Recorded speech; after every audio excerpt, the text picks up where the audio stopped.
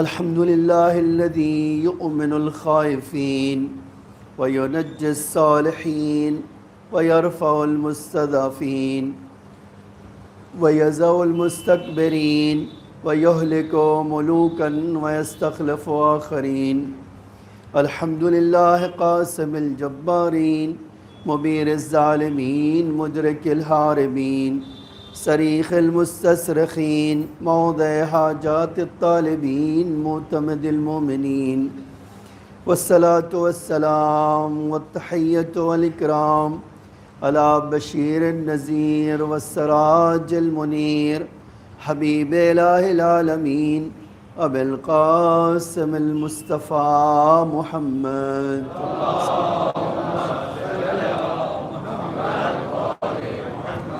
وعلى آله الطيبين الطاهرين المعصومين المظلومين الغر الميامين، لا سيما الإمام المبين بقية الله في الأرضين الحجة الثاني عشر الإمام المهدي المنتظر صلوات الله وسلامه عليه.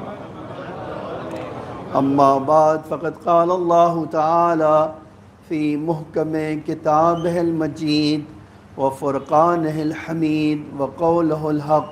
بسم الله الرحمن الرحيم. وقد مكناكم في الأرض وجعلنا لكم فيها معايش قليلا ما تشكرون.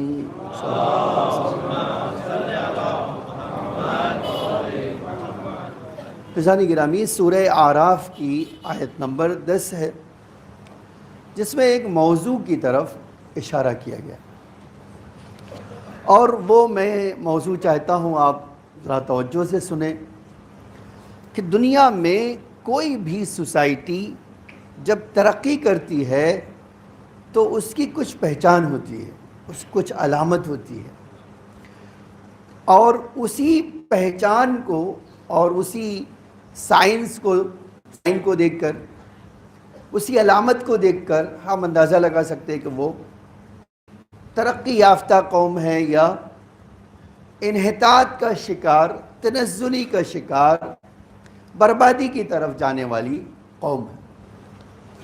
قرآن نے اس بارے میں اشارہ کیا۔ قرآن کہتا ہے کہ وَلَقَدْ مَكَّنَّاكُمْ فِي الْأَرْضِ، ہم نے بہت ساری طاقت تمہیں زمین میں عطا کی، ہم بہت ساری نعمتیں اپنی زمین میں تمہارے لیے رکھی۔ اچھا، مخاطب کا صیغہ اللہ استعمال کرے، تمہارے لیے، ہم نے تمہارے لیے زمین میں امکان فراہم کیا، ہم نے زمین میں تمہارے لیے وسائل فراہم کیے، ہم نے تمہارے لیے زمین میں نعمتیں پیدا کی۔ پھر کہتا ہے اور وَجَعَلْنَا لَكُمْ فِيهَا مَعَائِشَ، اور اسی زمین میں تمہارے لیے تمہاری آسائش، تمہاری اکنامک، تمہارے اقتصاد، تمہارے جینے کا سہارا رکھا۔ وَلَكُمْ فِيهَا مَعَائِشَ، اسی زمین میں تلاش کرو روزی کو۔ قَلِيلًا مَا تَشْكُرُونَ، لیکن عجب یہ ہے کہ اللہ کہتا ہے کہ میرے بندوں میں بہت کم ایسے ہیں جو شکر گزار ہوں۔ آپ اس آخری جملے کو اگر لینا چاہتے تو بہت اس کا ایک معنی نکلتا ہے کہ بہت کم لوگ ہیں جو میری نعمتوں سے فائدہ اٹھا پاتے ہیں۔ نعمتیں ان کے سامنے ہوتی ہیں لیکن وہ اس کو اٹھا ہی نہیں پاتے۔ انہی میں سے ایک چیز آنا چاہتا ہوں آپ کے سامنے، اور پھر چند باتیں آپ کے سامنے اسی سے پیش کرنا چاہتا ہوں۔ میں نے اس کے پہلے بھی یہ بات کہی ہے، اور اسلام وہ مذہب نہیں ہے جو کاہلی اور سستی کو پسند کرے، کسی بھی صورت میں، کسی بھی اینگل سے ہرگز یہ پسند نہیں کرتا ہے کہ کوئی آدمی کاہلی اور سستی سے کام لے۔ اس کے اندر حتیٰ امام علیہ السلام فرماتے ہیں نہج البلاغہ میں، شیطان تمہیں بہت ساری چیزوں کو بہانہ بنا کر سستی میں مبتلا کر دیتا ہے۔ ایک چیز جانتے ہیں، میں روز دیکھتا ہوں، سوری ٹو سے، لیکن میں کہہ رہا ہوں کیونکہ میں اس بات کو محسوس کرتا ہوں اور یہ ریالٹی ہے۔ ہر چیز کے لیے طاقت ہے، نماز پڑھنے کے لیے طاقت نہیں۔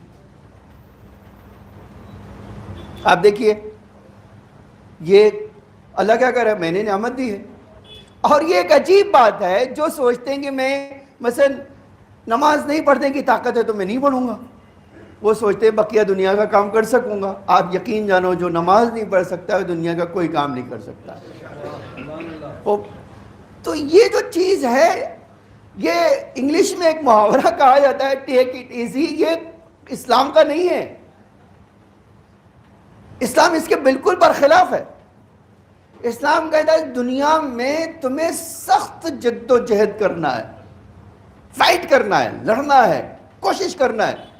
اسی لیے آج ہمارے سسٹم میں، ہماری پوری دنیا میں سسٹم میں کیا، ریٹائرمنٹ کیوں ایک عمر ہے. بھائی آپ گورنمنٹ کہتی ہے 25 سال 33 سال جاب ہو گئی تو ریٹائرمنٹ. اچھا آپ تقریباً 35 سال ایک انسان کمایا اس نے، اگر آپ آج اس کو انالائز کریں تو 25 سے 26 27 28 سال تو پڑھنے میں لگتے ہیں. اگر واقعاً پروفیشنل کوئی بننا چاہتا ہے، پروفیشنل ڈگری لینا چاہتا ہے تو 30 سال چاہیے اس کو، ہے نا.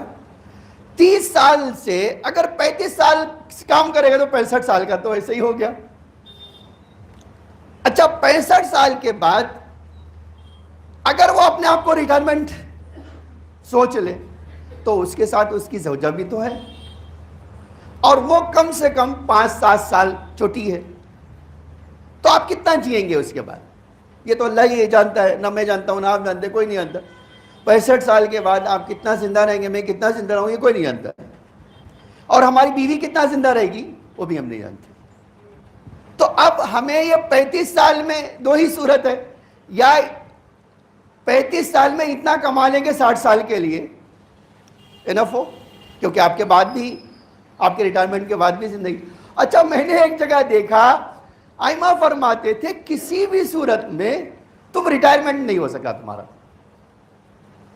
حتیٰ میں نے آج ایک حدیث دیکھی، میں آپ کو دیکھیے کتنی عجیب حدیث ہے یہ. امام نے فرمایا، کسی نے کوئی سوال کیا تھا کہ مولا میں کسی کا گھر کرائے پہ لے لوں، اس سے سستے میں لے لوں اور میں مہنگے پہ دوسرے کو دے دوں. فرمایا میں ہرگز اس بات کو پسند نہیں کرتا ہوں. جب تک تمہارے کچھ ایفرٹس اس گھر میں نہ لگے ہوں تم اس کو کسی سے کم کرائے پہ لے کر دوسرے کو زیادہ کرائے پہ نہیں دے سکتے. ہو اس کا مطلب کیا ہے؟ اس کا ایک دوسرا معنی بھی ہے، جانتے ہیں کیا؟ اسلام اور امام یہ نہیں چاہتے تھے کوئی آدمی اب اس کے پیسے آ گئے تو آرام سے بیٹھ کے کھانا شروع کر دے. نو. ہاں یہ ایک الگ بات ہے کہ اسلام ہمیشہ چاہتا ہے کہ ہر آدمی کو کام اپنی طاقت کے مطابق چننا چاہیے. اب ظاہر سی بات ہے میرے جو ہے جس میں طاقت نہیں تو میں ہارڈ ورکنگ نہیں ہو سکتا ہوں، لیکن میں کوئی کام تو نہیں کر سکتا ہوں نہیں، بہت سارے کام کر سکتا ہوں. آج میں دیکھتا ہوں ہماری سوسائٹی میں جو لوگ کام کر سکتے ہیں نا وہ بھی ہمیشہ کام نہ کرنے کا بہانہ ڈھونڈتے ہیں. اور جانتے کیا کرتے ہیں؟ ایک بہت بڑا جو گناہ کر رہے ہیں وہ اپنے بچوں کے اوپر ایک ایسی تکلیف میں اس کو ڈال دیتے ہیں، اس کی فیملی کو ڈال دیتے ہیں کہ وہ ہر روز مرتا اور جیتا ہے. ہر روز کہتے میں کیا کروں، اتنے بڑے گھر کو چلانا میرے اکیلے کے بس کی بات نہیں. 4 آدمی ہیں کام کر سکتے، وہ کام نہیں کریں گے. اب کام نہیں کریں گے تو کیا ہوگا؟ ظاہر سی بات ہے کام نہیں کریں گے تو کسی کے اوپر برڈن آئے گا. میں ایک عجب جملہ پیغمبر کا سنانا چاہتا ہوں. پیغمبر فرماتے تھے لعنت ہو لعنت ہو اس شخص کے اوپر جو کام کر سکتا ہو اور اپنے گھر والوں کو مجبور کر دے غربت کی زندگی گزارنے پر. آپ دیکھیے میں کسی کو یہ تو نہیں کہہ رہا ہوں کہ آپ کام نہیں کرتے، میں کہہ رہا ہوں کہ جو ترقی ہے نا، جو آپ اسلام سوچتے ہیں کہ آپ کو کامیاب بنانے گا، یقیناً کامیاب بنانے کے لیے ہے، اس کے کچھ اصول ہیں، اس کے کچھ پرنسپل ہیں. اگر آپ وہ فالو نہیں کریں گے اور کہیں ہم تو غریب ہیں، یہ غربت کا بہانہ رونا بند کیجئے. آپ جب کام نہیں کریں گے کہتے ہیں بڑے ہو گئے بچے تو اب کیوں کام کریں ہم. آپ کے بچے بڑے ہو گئے، ان کی ذمہ داری ہے کہ آپ کا خرچ اٹھائیں. ہمارے وہاں یہ بات یاد رکھیے، بہت برا لگتا ہے ماں باپ کو اگر یہ کہہ دیا جاتا ہے اور یہ شرعی قانون ہے ہمارے پاس کہ اگر کوئی شادی شدہ لڑکا ہے اور اس کے پاس اپنے بیوی بچوں کا خرچ چلانا واجب ہے، اس کے پاس تو واجب ہے۔ اب اس کے پاس بچے کا تو دے گا، وہ اپنے اوپر زحمت اٹھائے تو ماں باپ کو کھلائے۔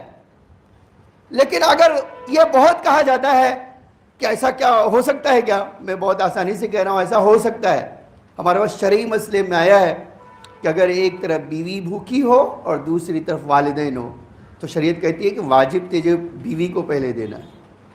آپ ایموشنل نہ ہو، یہ جذباتی مسئلہ نہیں ہے۔ اب بچے کے پاس ہے تو چلانا واجب ہے اس کے پاس، نو ڈاؤٹ۔ اگر اس کا طاقت ہے تو اس کو ماں باپ کی خدمت کرنا واجب ہے، لیکن وہ خود ہی نہیں مجبور ہو تو اس کے اوپر واجب ہے جی نہیں۔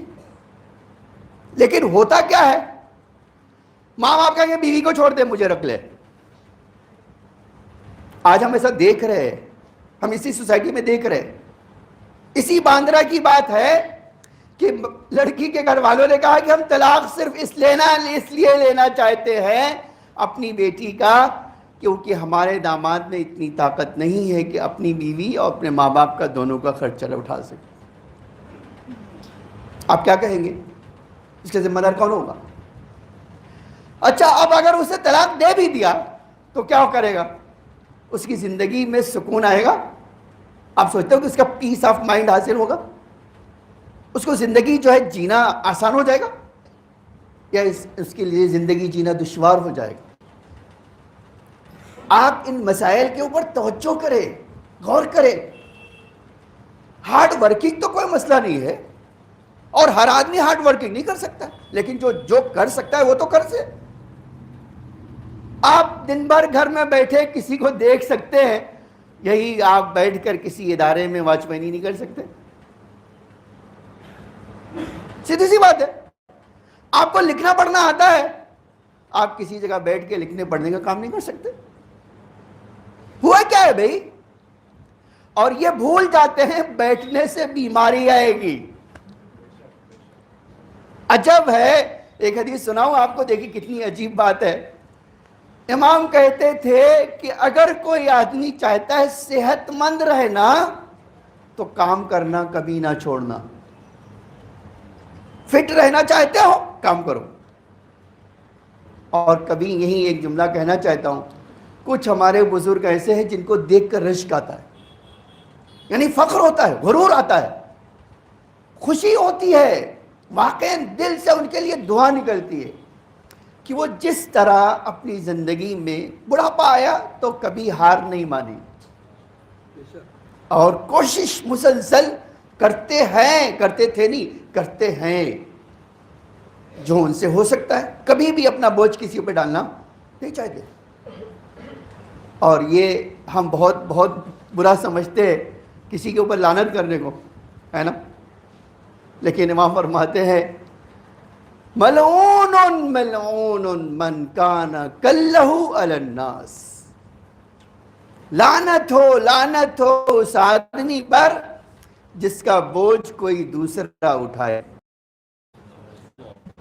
یہ تو کہیں نہیں ہے کہ آپ بوڑھے جوان، نہیں تو کہیں، یہ تو سیدھے سی حدیث ہے، آپ اپنا بوجھ کسی کے کاندھے پہ نہ ڈالے۔ یہ تو کہیں نہیں ہے کہ آپ کا بچہ جوان ہو جائے تو اس کے اوپر ڈال دو، ہے کہیں؟ مجھے کوئی بتا دو۔ یا آپ کی بہو کی ذمہ داری ہے کہ وہ آپ کا خرچ اٹھائے، آپ کی بیٹی کی ذمہ داری ہے کہ وہ آپ کا خرچ اٹھائے؟ نہیں۔ تو اسلام چاہتا ہے کام کرانا، اور جوانوں سے تو کتنا چاہتا ہے۔ یہ تو بوڑھے لوگوں کے لیے میں نے خالی ایک اشارہ کرنا چاہیے، اصل بات میری جوانوں سے ہے۔ جوانوں کو اسلام ہارڈ ورکنگ دیکھنا چاہتا ہے۔ اچھا، ایک امام باقر علیہ السلام کی سیرت میں پایا جاتا ہے،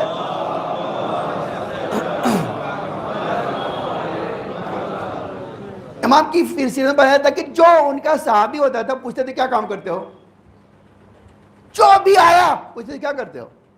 اچھا اب وہ تو بہت سارے لوگ کترانے لگے امام سے ملنے، جو کام چور تھے کترانے لگے ملنے سے۔ ایک آدمی ایک دن ہمارے الفاظ میں پھنس گیا،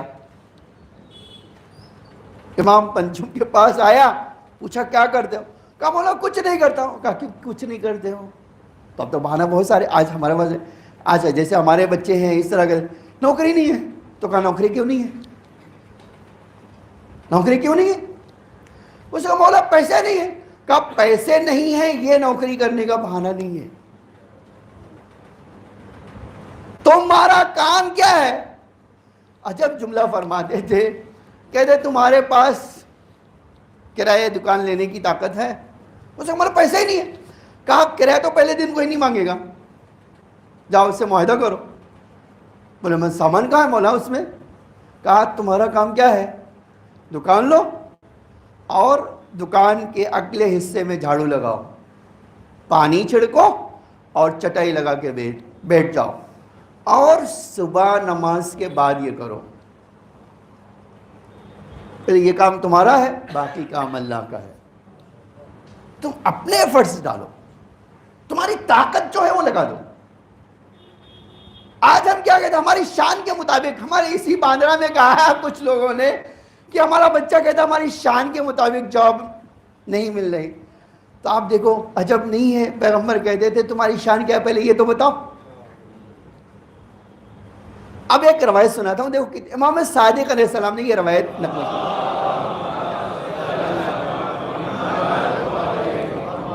امام صادق فرماتے ہیں اللہ کا رسول کہیں سے جا رہا تھا، آج ہم یہ اپنی آنکھوں سے ہم بھی دیکھتے ہیں اس طرح کی چیز، جا رہا تھا دیکھا کہ روڈ جو لوگوں کو چلنے کا راستہ ہے اس میں پانی آ رہا ہے۔ آج ہم دیکھتے ہیں جو ہم بھی آ رہے تھے تو دیکھا یہیں کہیں سے پانی آ رہا ہے،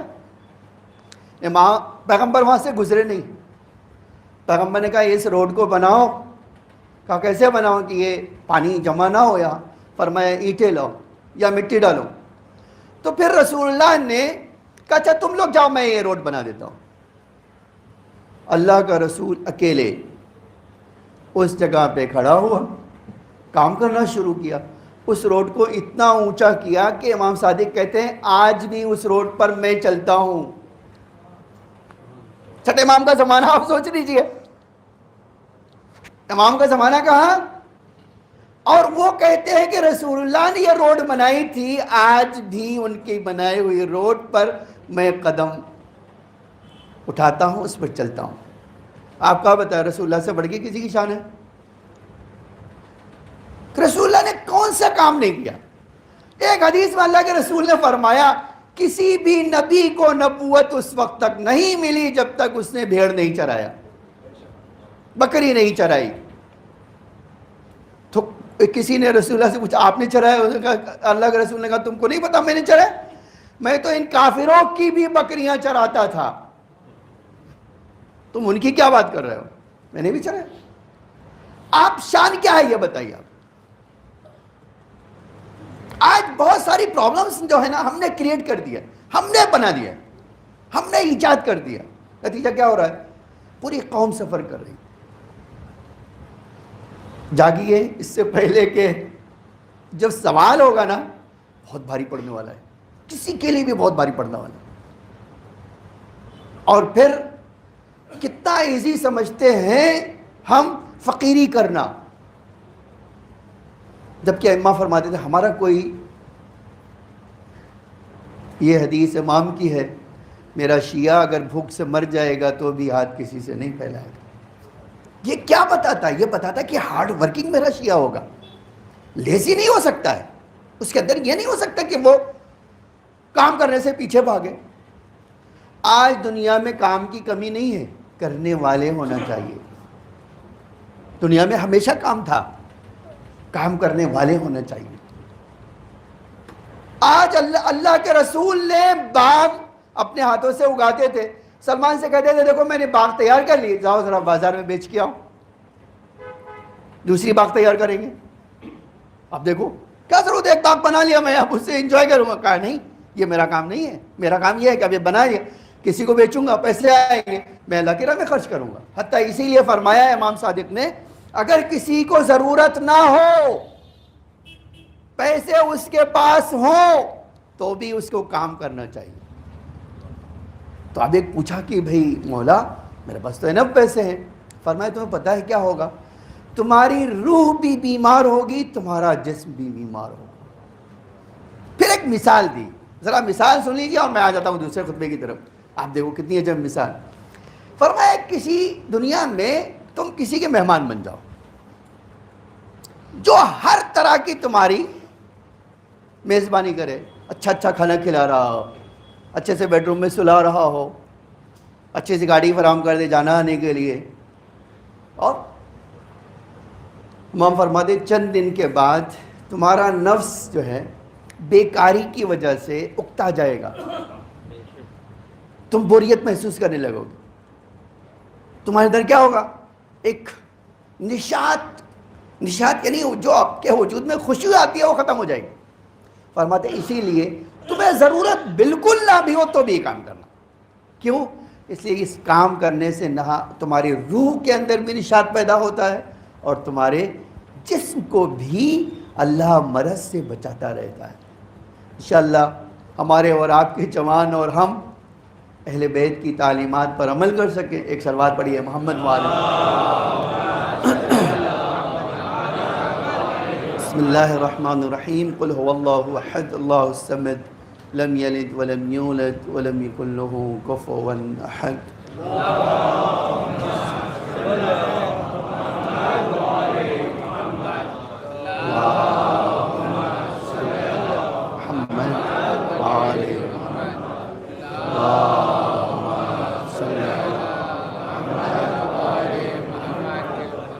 لا حول ولا قوة إلا بالله العلي العظيم. أعوذ بالله السميع العليم من الشيطان الرجيم. بسم الله الرحمن الرحيم. الحمد لله الذي هدانا لهذا وما كنا لنهتدي لولا أن هدانا الله.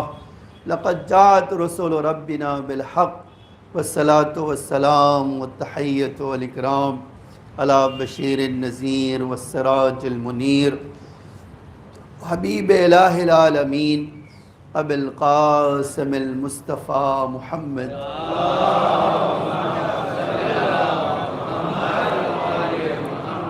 وعلی آلہ الطیبین الطاہرین المعصومین المظلومین الغر المیامین لا سیما الامام المبین بقیت اللہ فی الارضین الحجۃ الثانی عشر الامام المہدی المنتظر صلوات اللہ وسلام علیہ.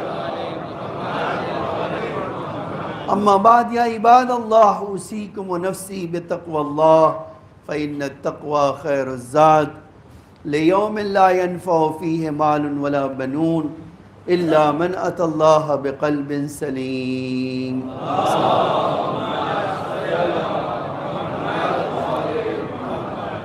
عزیزان گرامی, معاشرے میں کسی گناہ کو پنپنے کی وجہ کیا ہوتی ہے؟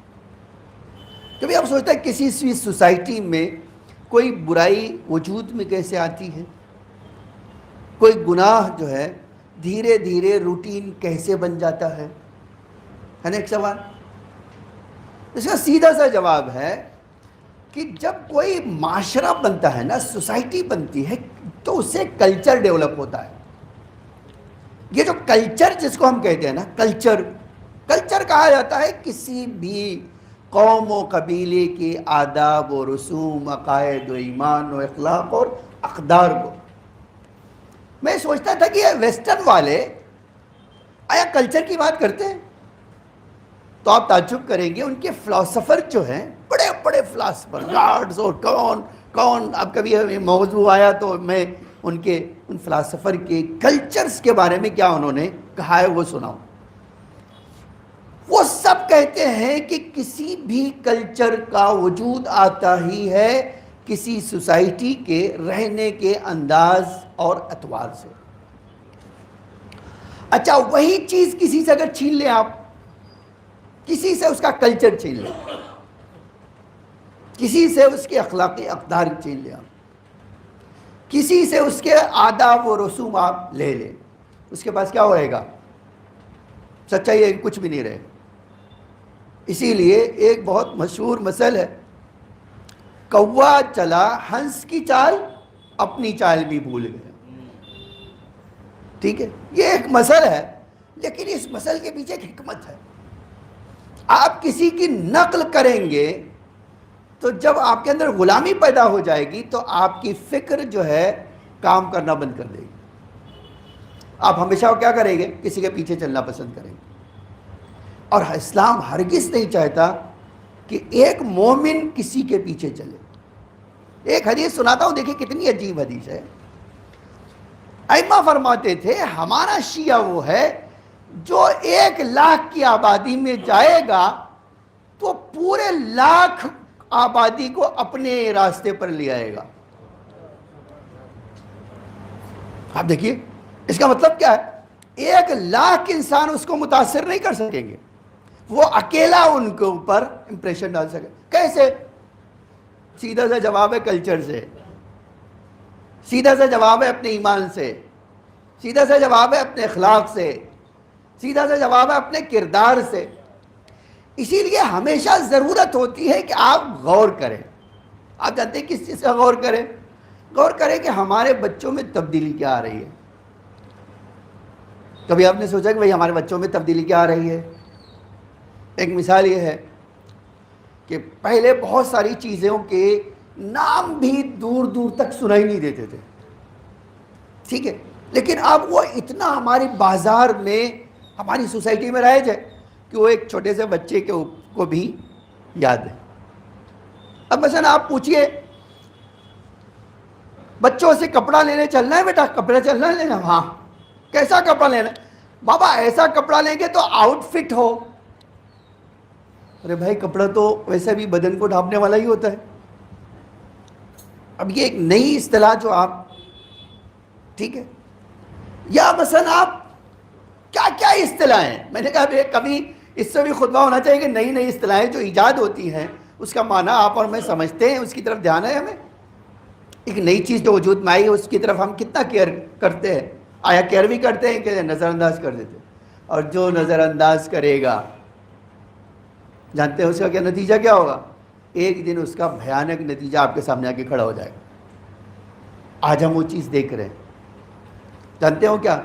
دھیرے دھیرے آ گیا کہ ہم انسان ہیں، ہم انسان ہیں تو دو انسانوں میں جمتی ہے شادی کیا ضرورت ہے؟ آپ اسے ہندوستان میں قانون بن گیا، یہ قانون آپ جانتے ہیں. اب میراث پانے کے لیے کوئی میاں بیوی ہونے کی ضرورت نہیں. نو، آپ کے ساتھ رہ رہے ہیں تو بس آپ اس کے جائیداد میں بھی شریک ہیں، اس کے ساتھ جو ہے اس کے منافع میں شریک، اس کے فلیٹ میں شریک ہیں، اس کے پیسے میں شریک ہیں. اب اس کا نیا نام ہو یا پرانا نام اس سے کچھ لینا دینا نہیں ہے. لیکن اس سے کیا ہوگا؟ اس سے آپ جانتے ہیں کہ آپ کا کلچر آپ سے نکل جائے. جس دن کلچر نکل گیا اس دن ایمان کہیں باقی نہیں رہے گا. اسی لیے ائمہ فرماتے تھے اپنے بچوں کو ایمان کی کلچر سے ضرور آراستہ کرنا. اور یہ عجب شان ہو رہی ہے کہ ہم دیکھ رہے ہیں کہ مسجدوں میں باپ آ رہا ہے بچے کو نہیں لا رہا ہے، جبکہ اس کی ایک ذمہ داری ہے کہ وہ اپنے بچے کو لے آئے. آپ جانتے ہیں ہمارا تربیت کا ایک انداز یہ بھی ہے کہ اگر 5 سال کا لڑکا ہو گیا تو ماں سے الگ ہو جائے، باپ کے ساتھ رہے 5 سال، اور لڑکی ہے 7 سال تک ماں کے ساتھ رہے، 7 سال کے بعد بھی ماں کے ساتھ رہے. لیکن بیٹا نہیں. اب بیٹا 5 سال کا ہو گیا تو اب باپ کے ساتھ جائے. تو آپ دیکھیے یہ جائے گا کیوں؟ یہ عملی ٹریننگ ہوگی اس بچے کو کہ ہمارا باپ کا کلچر کیا ہے. لیکن ہم کیا کر رہے ہیں؟ ان کو کبھی بھی مسجد کا دروازہ، کبھی بھی ہم ان کو مجلسوں میں نہیں لے جائیں گے، کبھی بھی ہم جشن میں نہیں لے جائیں گے. تو آپ پوچھئے کہ بیٹا جشن جانتے ہو؟ وہ جشن کیا چیز ہوتی ہے؟ کس چڑیا کا نام ہے؟ تو بولا بیٹا آپ شیعہ ہو؟ ہاں ہمارا باپ شیعہ تھا. آج کہنے لگے بچے ہمارا باپ شیعہ تھا. ہم سے نہ پوچھو. یہ کہاں سے وجود میں آیا؟ آیا ہی اسی کلچر سے. کسی نے ہمارے کلچر کو لوٹ لیا، ڈاکہ ڈال لیا، اور آپ کو اور مجھے احساس نہیں ہوا. جب احساس ہوا تو پانی سر سے اوپر ہو چکا ہے. اللہ مجھے اور آپ کو، اپنی نسلوں کو اور اپنے آپ کو بھی اس دنیا کی اس طرح کی پریشانیوں سے محفوظ فرمائے. اللہم صلی علی محمد وآل محمد. اللہم صلی علی محمد عبدک ورسولک وأمينك وسفيك وخيرتك من خلقك أبي القاسم المصطفى محمد.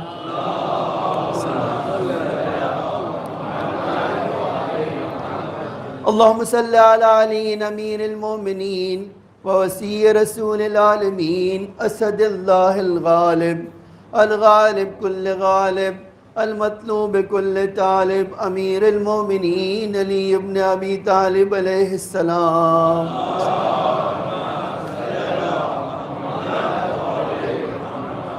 اللهم صل على صديقة الطاهرة فاطمة سيدة نساء العالمين.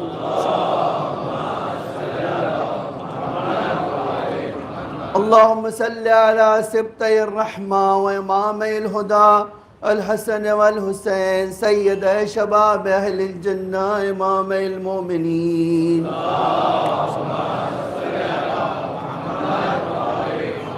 اللهم صل على علي بن الحسين ومحمد بن علي وجعفر بن محمد وموسى بن جعفر وعلي بن موسى ومحمد بن علي وعلي بن محمد والحسن بن علي أئمة المؤمنين.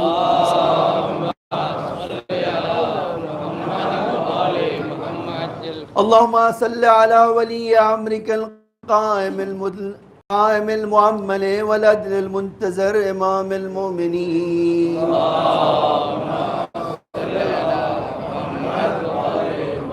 اللهم صل على فاطمة وأبيها وبعلها وبنيها وسر المستودع فيها بعدد ما أحاط به علمك. اللهم ادخل على أهل القبور السرور. اللهم أغني كل فقير. اللهم اشبع كل جائع. اللهم اكسو كل عريان. اللهم اقض دين كل مدين. اللهم فرج عن كل مكروب. اللهم رد كل غريب. اللهم فك كل أسير. اللهم أصلح كل فاسد من أمور المسلمين. اللهم اشف كل مريض. اللهم سد فقرنا بغناك. اللهم غير سوء حالنا بحسن حالك. اللهم اقض عنا الدين وأغننا من الفقر إنك على كل شيء قدير.